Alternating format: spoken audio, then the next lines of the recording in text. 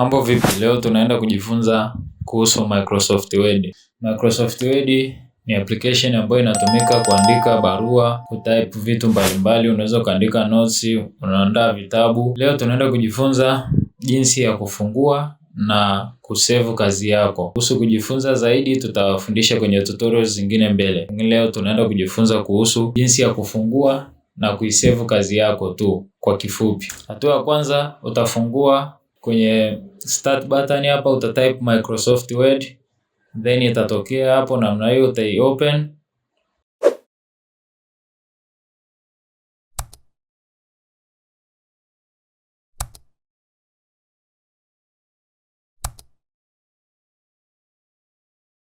Ukisha open utaona hapo hivi kuna mahali kumeandikwa new, then utaenda kwenye new, then uta open blank.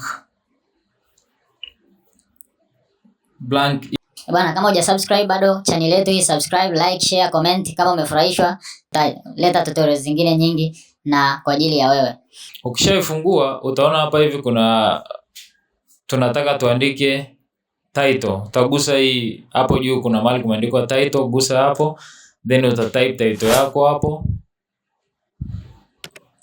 Utagusa title, utaandika title yako hapo. Kwa mfano kama mimi leo naandika leo tunajifunza kompyuta.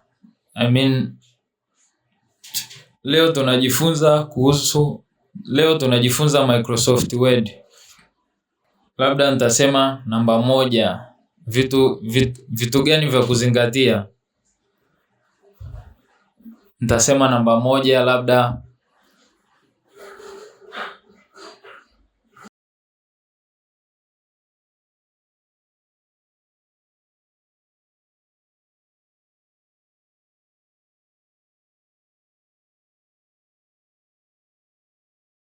kujua namna ya kufungua.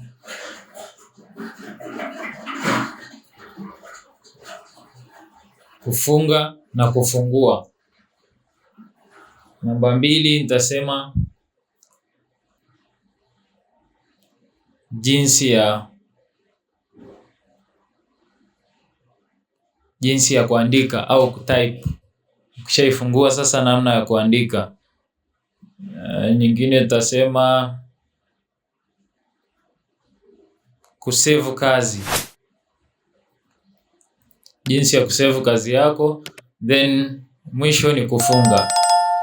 Tukishamaliza kutype kama hivyo, tukitaka sasa kusave kazi yetu, kama nilivyokuambia leo ni kwa kifupi tu, jinsi ya kufungua na kusave. Utagusa hapo juu kuna mahali kumeandikwa file, then utaenda hapo utaona mahali kumeandikwa save, then utasave hapo. Sasa ukisave, hausave tu, lazima uchague wapi una save. Kama unataka ikae kwenye documents, utagusa hapo kwenye browse, then utachagua sasa wewe usave wapi. Kama unataka kwenye documents, utaweka kwenye document. Kama ni kwenye desktop, utaweka kwenye desktop.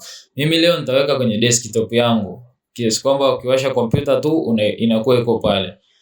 Hapa hivyo utatype jina la hiyo kazi yako. Mimi nitaandika hapa Word. Nikisha type Word, then nitasave kazi yangu. Moja kwa moja kazi yangu itakuwa imejisave kwenye desktop yangu pale. Nikicancel namna hii utaiona hiyo hapo imeandikwa Word. Thank you, like, share, subscribe. Tuambie nini umejifunza, tuambie kipi tukufundishe zaidi.